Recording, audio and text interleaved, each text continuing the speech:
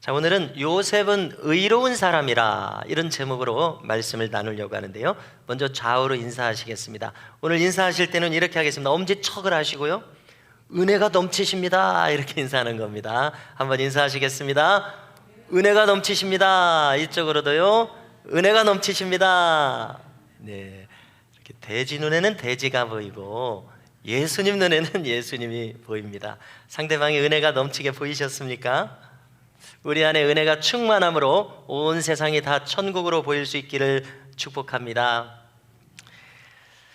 자, 우리가 마가복음을 1장부터 읽으시게 되면은 빠른 진행을 위해서 예수님의 탄생 이야기가 마가복음에는 빠져 있습니다.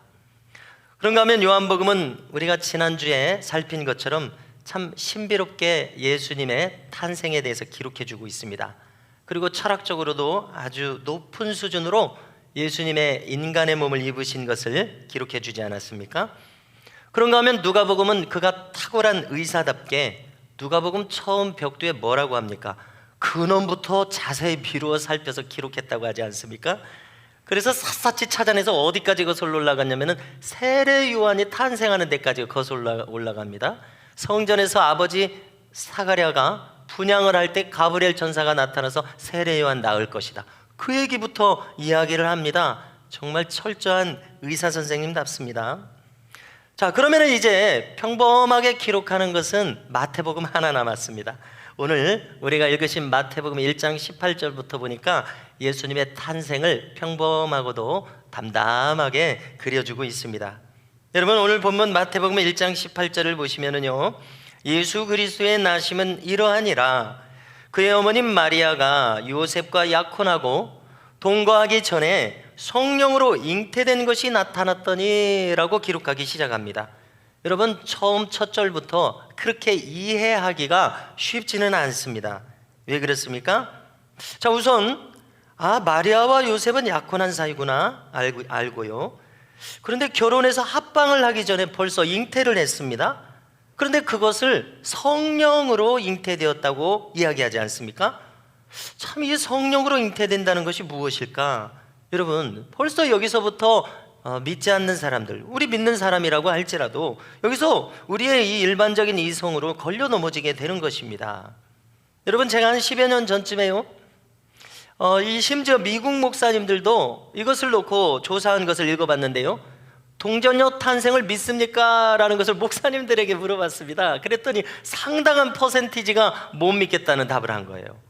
그리고 부활도 믿습니까? 그랬더니 상당한 퍼센티지가 미국 목사님들이 못 믿는다고 기록을 한 거예요.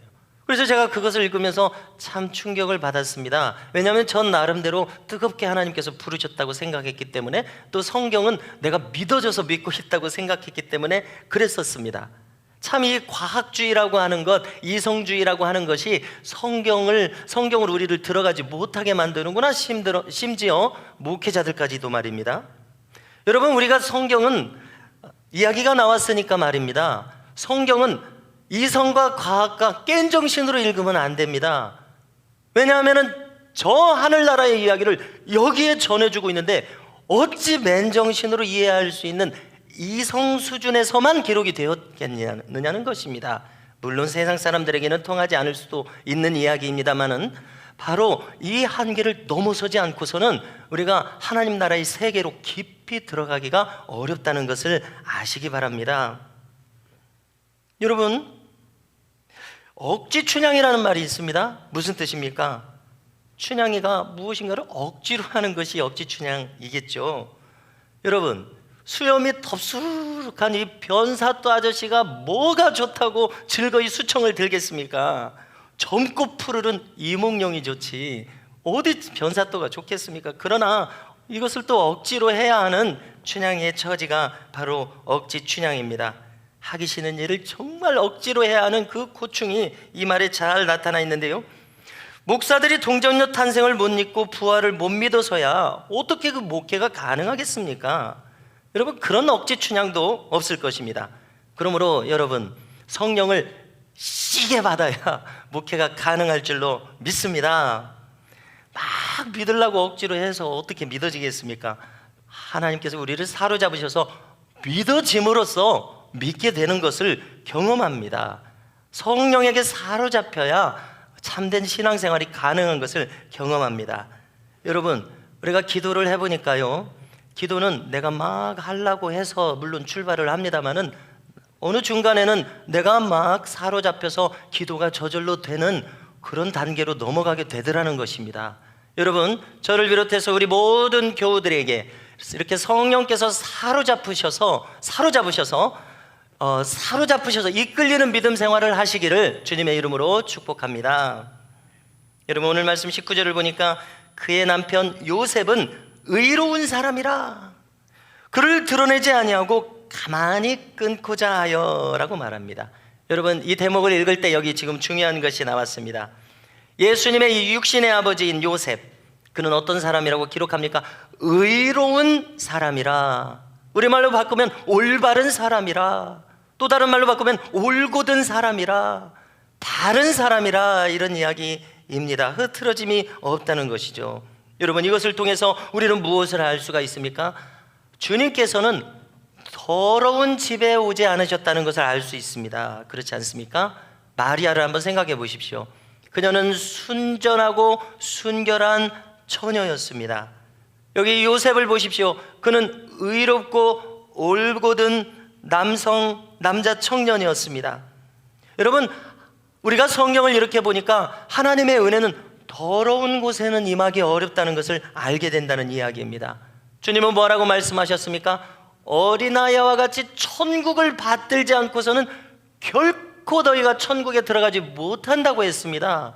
여러분, 결코라는 말이 들어가 있고 못한다는 말이 들어가 있으니 우리가 어찌 이 말씀을 사소하게 여길 수가 있습니까? 흘려 넘길 수가 있습니까? 여러분, 이 자리에 지금 어른들이 많이 계시는데요, 그저 우리의 심령은 어른처럼 달고 다른 것이 아니라 어린아이와 같이 순수하고 순전해서 하나님 나라를 떠받들어서 하나님 나라에 능히 들어가게 합당한 심령들이 되시기를 주님의 이름으로 축복합니다. 여러분, 사도 바울을 한번 보십시오. 그가 비록 처음에 잘못 시작했던 그의 종교인으로서의 삶, 오리엔테이션이 잘못되었다고 할까요? 출발부터 조금 잘못되었고 그런 잘못된 정보를 가졌기 때문에 그가 초대교인들을 박해해서 죽였습니다. 그렇지만 우리가 바울을 통해서 무엇을 볼 수 있습니까? 그는 순전하고 열정으로 충만한 사람이었습니다.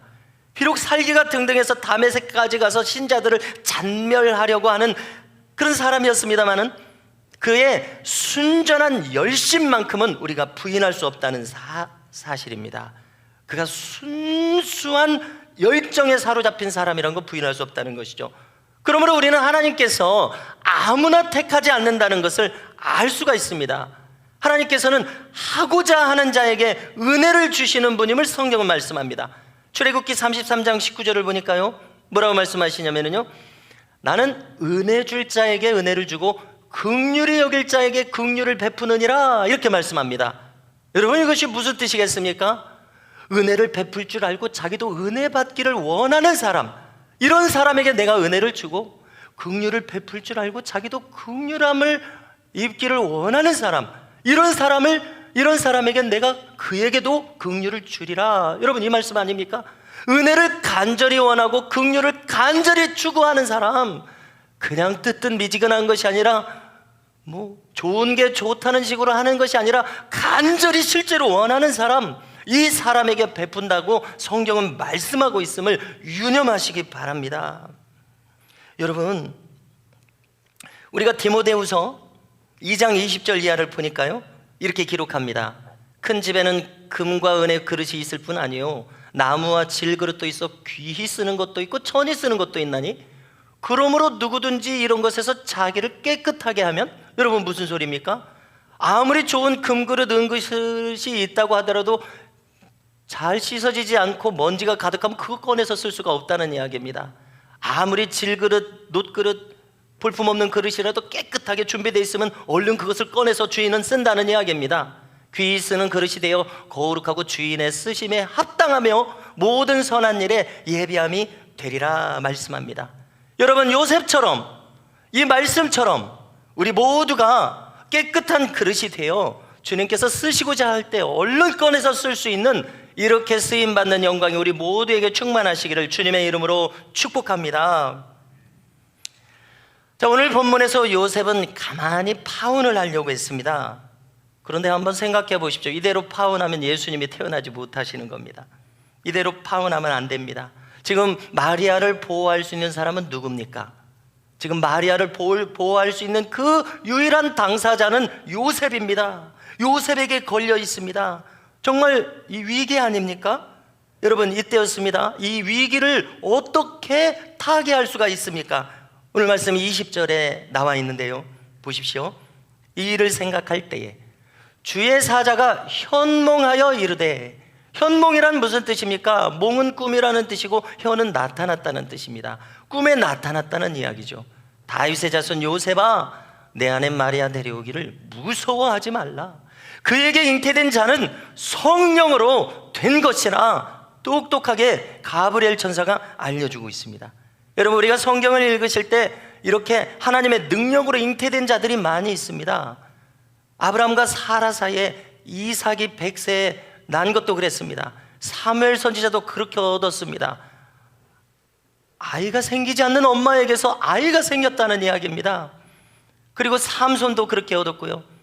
오늘 예수님보다 6개월 먼저 잉태되고 태어났던 세례 요한도 늙은 사가랴와 엘리사벳 사이에 어떻게 아이가 생길 수 없는데 생겼던 것입니다. 여러분, 성경은 예수님만 동정녀 탄생을 했다고 이야기하는 것이 아니라 성령 하나님의 능력으로 수많은 사람들이 이미 잉태될 수 없는데 잉태된 사람들이 이렇게 많다는 것을 염두에 두시기 바랍니다. 여러분, 어떤 상황입니까? 의의 길을 가고 있으니까, 요셉, 저는 의로운 사람이라 의의 길을 가고 있으니까 이 절체절명의 순간에 천사가 현몽한 것이 보이십니까? 위기가 닥쳤을 때 절체절명의 순간에서 하나님께서는 이 요셉에게 꿈에 현몽하셔서 마땅히 그가 어떻게 해야 할지 이제 막막한 상황에서 길을 알려주고 있음을 여러분들 지금 보이십니까? 뭐라고 말합니까? 내 아내 마리아 데려오기를 무서워 말라. 저에게 잉태된 자는 성령으로 된 것이라. 여러분, 뿐만 아닙니다. 요셉을 어려움에서 하나님께서 이끌어 주신 것이 여기서 그치지 않고요, 계속 이어지는 마태복음 2장을 보니까요, 헤롯 왕 앞에 동방 박사들이 왔습니다. 그들이 아련했을 때 헤롯 왕은 아기 예수를 죽여야겠다고 생각했습니다. 여러분, 다시 한번 메시아의 사명이 이루어지기까지 큰 위험이 또 금세 닥친 것입니다. 그러자 우리가 마태복음 2장 13절을 보니까 천사가 또 꿈에 나타납니다. 뭐라고 이야기합니까? 애굽으로 피신하라. 내가 이야기할 때까지 거기 머물라. 이렇게 알려줍니다. 천사의 도우심은 여기서 끝나지 않습니다. 헤롯이 이제 시간이 지나자 죽었습니다. 그러자 그의 아들 아켈라오가 왕이 되었습니다. 그러니까 또 천사가 현몽해서 그러면은 일어나 고국으로 돌아가라. 헤롯이 죽었느니라 알려줍니다. 이스라엘로 이제 돌아왔지 않았습니까?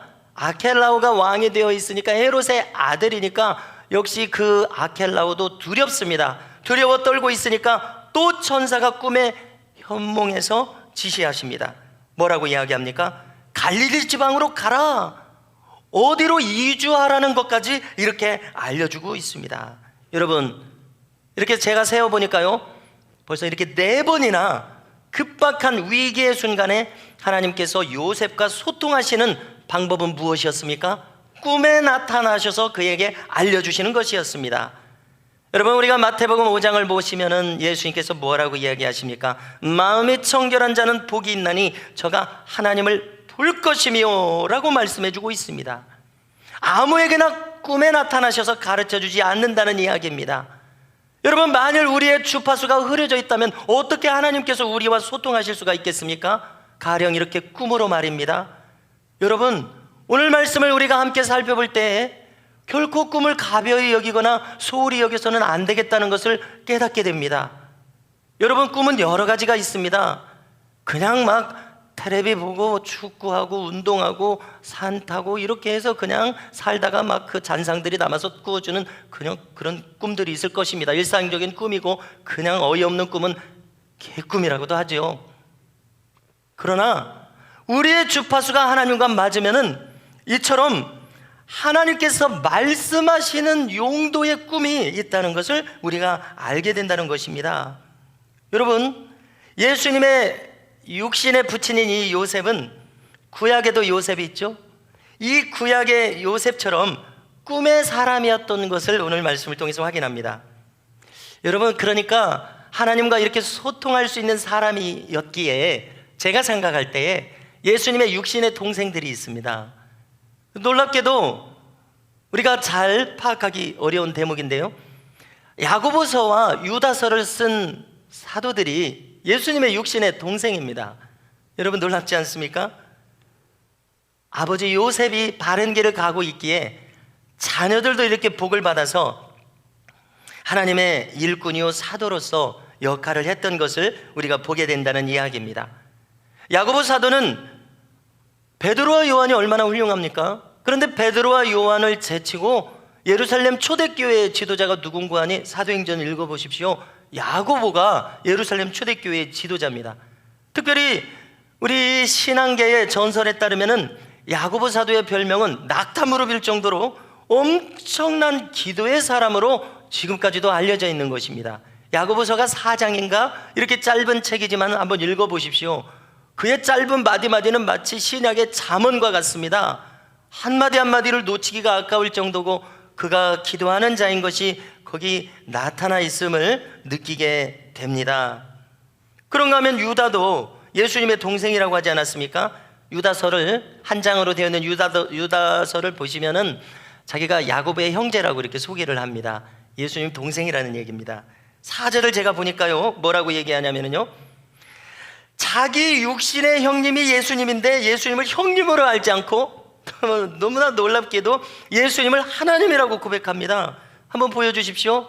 자, 아랫부분에 보시면 쭉 얘기하다가 홀로 하나이신 주제 곧 우리 주 예수 그리스도를 부인하는 자들이 이 사람들이니라. 교회에 가만히 들어온 사람들 뭐라고 얘기합니까? 홀로 하나이신 주제 곧 우리 주 예수 그리스도, 자기 형이라고 얘기하지 않고 하나님과 동등이라고 삼위일체 하나님을 이 유다 사도는 알고 있습니다.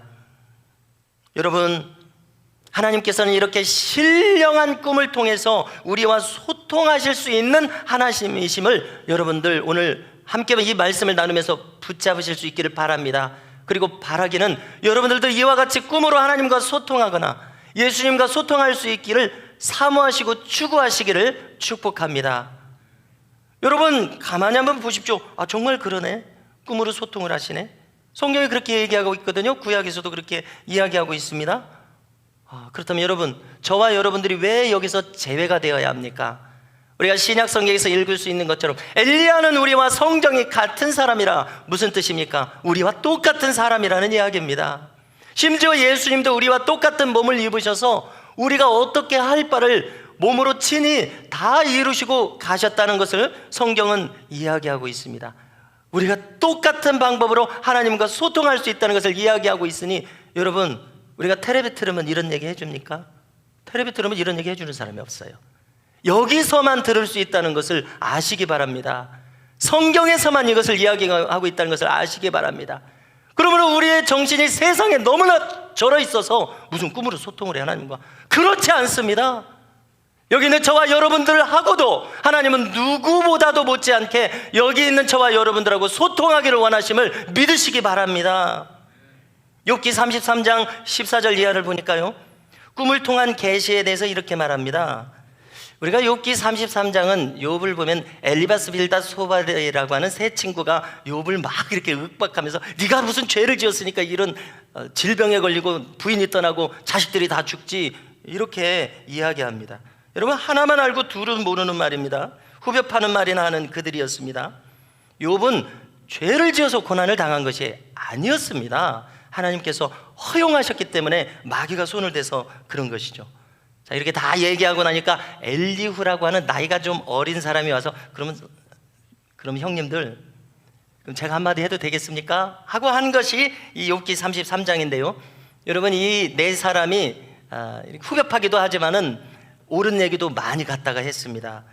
욥기 33장 14절을 보니까요, 꿈으로 우리와 소통한다는 것을요 이렇게 이야기합니다. 사람은 무관히 여겨도 하나님은 한 번 말씀하시고 다시 말씀하시되 사람이 침상에서 졸며 깊이 잠들 때에나 꿈에나 밤의 이상 중에 사람의 귀를 여시고 인치듯 교훈하시나니. 할렐루야. 인치는 것이 무엇입니까? 도장을 찍는 것이죠. 확실하게 한다는 이야기입니다. 우리에게 확실히 말씀하신다는 이야기입니다. 그렇지 않습니까? 뿐만 아닙니다. 한 번, 두 번 거듭 말씀하신다고 하지 않습니까? 여러분, 이게 저의 작은 경험인데요, 저만 해도 그렇습니다. 제가 이제 고3 때 소명의 시간들을 여러 달 지냈다고 말씀드리지 않았습니까? 그러니까 제가 이 하나님의 큰 계획 안에 있게 되었을 때 제가 평생 잊혀지지 않는 꿈을 꾸었습니다. 그것은 제가 이제 9월이나 10월쯤이었는데요, 그것은 뭐 대단하거나 복잡한 꿈은 아니었습니다. 그 꿈은 이런 내용이었습니다. 제가 이제 꿈을 꾸는데 푸른 초장에 제가 이렇게 누워있는 것입니다. 그리고 제가 생각이 되기를, 여기가 지금 천국이구나 하는 생각이 들어집니다. 그리고 제 마음이 아주 평안한 거예요. 고3이 지금 막 시험 준비하고 있는 와중인데 제 마음이 그렇게 평안할 수가 없어요. 그리고 이제 천상의 목소리가 들려옵니다. 어린아이들이 부르는 노랫소리인데 아주 높고 청아하고 맑은 소리입니다. 아주 단순한 곡인데 그렇게 맑고 저의 심금을 울릴 수가 없습니다. 아주 황홀한 그런 높은 소리의 찬송이었습니다. 여러분, 이야기가 여기서 계속되지 않고 꿈이 여기서 끝나요. 여러분, 얼마나 간단한 꿈입니까? 그런데요, 제가 평생 살면서 간간히 이 꿈이 생각나요. 그러니까 이게 보통 꿈이 아닌 것이죠. 그리고 이제 조금 전에 한 번 더 생각해 봤더니요, 이 꿈은 생각할수록 놀라운 꿈입니다.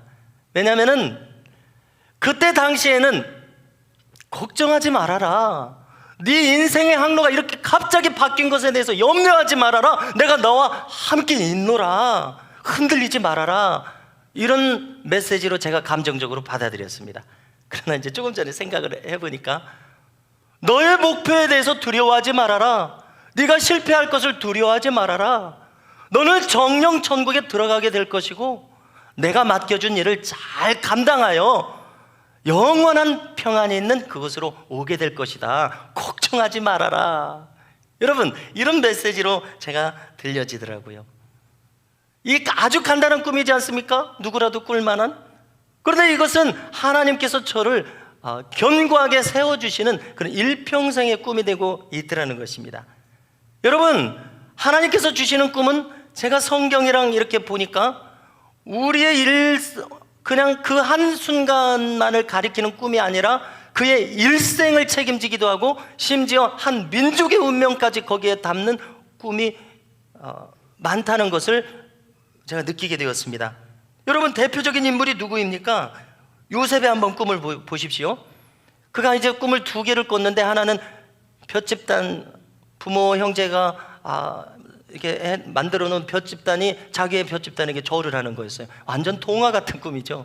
그런가 하면은 하늘의 해와 달과 별들이 자기에게 절을 하는 것이었습니다. 여러분, 막 그냥 햇님 달님과 같은 이런 동화 같은 꿈입니다. 그런데 가만히 한번 생각해 보십시오. 그게 그냥 동화 같은 꿈으로 끝나지 않았어요.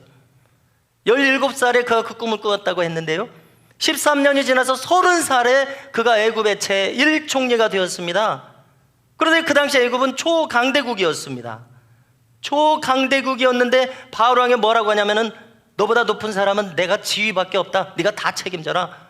애굽이 실질적으로 요셉이 애굽을 통치하는 그런 통치자의 자리에 올라간 것입니다. 여러분, 얼마나 놀랍습니까? 뿐만 아닙니다. 70명에 되는 그의 형제 부모님까지 애굽으로 건너와서 애굽에서 그가 먹여 살리는 그러한 역할을 했습니다. 한 가문을 먹여 살리는 그러한 역할을. 뿐만 아닙니다. 430년이 지나니까 어떻게 됩니까? 이스라엘 민족이라는 한 민족을 이뤄서 수백만의 민족이 출애굽해서 가나안 땅에 들어가서 한 국가를 이루고 한 민족의 명맥을 이어옵니다. 여러분, 볏집단이 절하고 해와 달과 별이 절하는 동화 같은 꿈이 그냥 어린 시절 아름다운 꿈인 줄 알았더니 그것이 아니라 한 민족을 잉태하는 꿈인 줄 믿으시기 바랍니다. 여러분, 하물며 우리겠습니까? 조금 전에 저의 사례도 이야기했습니다마는, 성도 여러분, 하나님으로부터 임하는 꿈으로 말씀하시는 이 계시적인 꿈을 사모하시고 기다리시고 또 경험하시기를 주님의 이름으로 축원합니다. 혹시나 이미 경험하셨는데 혹시 살짝 흘려 지나가셨습니까? 꿈을 소홀히 여기지 마시기 바랍니다. 그것은 여러분들의 일생을 좌우하는 꿈이 될 수 있습니다. 여러분들의 자녀손들의 인생을 좌우하는 꿈이 될 수 있습니다. 놀라지 마십시오. 심지어 이 대한민국의 운명을 좌우하는 꿈이 될 수도 있다는 것을 성경은 이야기해주고 있습니다. 그러므로 어째 우리가 이 꿈을 소홀히 하겠습니까? 다시 말해서 하나님께서 나에게 말씀하시는 것을 어찌 소홀히 하겠습니까? 하나님께서 나에게 무엇인가 말씀하셨다면 그것이 꿈이든 어떤 감동이든 붙잡으시기를 주님의 이름으로 축복합니다. 그리고 앞으로 이렇게 주님과 교통하시는 은총이 있으시기를 또한 축복합니다. 여러분, 마리아를 보십시오. 그녀도 역시 순전하고 의로운 자였습니다. 깨끗하고 정직한 자였습니다. 마리아를 볼 때 얼마나 위기에 지금 처했습니까? 그러나 하나님 앞에 바로 서 있는 자에게 하나님께서 또 돕는 자를 붙여주시는 것을 알게 됩니다. 그 돕는 자는 요셉이었습니다. 정원한 요셉이 보호해 주지 않았다면 어찌 마리아가 그 당시 사회에서 살아남을 수 있었겠습니까? 요셉이 파혼했다면 그녀는 돌에 맞아 죽을 수밖에 없었을 것입니다. 그렇지만 천사 가브리엘이 쭉 고지했을 때 뭐라고 답합니까? 주의 계집종이 오니 말씀대로 내게 이루어지이다. 누가복음 1장 38절에서처럼 그녀는 하나님의 뜻을 들었을 때 신속하게 그 하나님 나라를 받드는 어린아이와 같이 깨끗한 신앙을 가졌기 때문에 그 계시를 받아들였고 그 계시대로 이루어졌습니다. 여러분, 그리고 그 계시를 받드는 마리아를 하나님께서 요셉을 붙여서 보호해 주신 것을 우리가 알게 되는 것입니다. 여러분, 임마누엘 칸트라는 인물을 잘 아시죠? 독일의 유명한 철학자입니다. 잘 알려져 있지 않지만 그의 가정은 경건한 루터파 신자의 가정이었습니다. 그의 부친에 대한 일화가 전해지는데요, 칸트의 부친이 이제 장에 갔다가 돌아오는 길이었습니다. 그런데 갑자기 이 산길에서 강도떼를 만난 것입니다. 가지고 있는 거 다 내놔라. 여러분, 할 수 없이 칸트의 부친은 가지고 있는 것을 다 줄 수밖에 없었던 것이죠. 숨긴 거 더 없는가? 없습니다. 그래, 그럼 이제 가봐. 다행히도 물건을 다 뺏은 다음에 강도들은 칸트를 순순히 이제 놓아줬다는 것입니다. 칸트의 부친을요. 자, 그런데 여기서 이상한 것은 칸트의 부친이 저만큼 가다가 다시 돌아오는 것입니다. 강도떼들에게요. 그리고는 강도떼들에게 이야기하는 것입니다. 자기 품에서 금덩이를 꺼내가지고요, 아까는 경황이 없어서 그만 안주머니에 이렇게 평소에 꿰매어서 간직하고 있는 금덩이가 있는 것을 깜빡했소이다. 자, 여기 받으시오. 여러분, 이 말을 듣고 강도들은 아연실색했습니다. 정말로 이 칸트의 아버지의 말 한마디는 금싸라기와 같은 말이었던 것이죠. 요즘 말로 그들은 멘붕에 빠졌습니다. 멘탈 붕괴라고 하죠. 정신 붕괴에 빠졌습니다. 여러분, 이 상황에서 이 강도떼를 이끌고 있는 강도 대장이 이야기하는 것입니다. 야, 이놈들아, 이런 어른의 것을 빼앗으면 천벌을 받는다. 이놈들아, 얼른 돌려드려. 죄송합니다, 안녕히 가세요. 여러분, 이러더라는 것입니다. 칸트는 저 하늘에는 별들이 반짝이고 내 가슴에는 양심이 반짝인다고 이야기했습니다.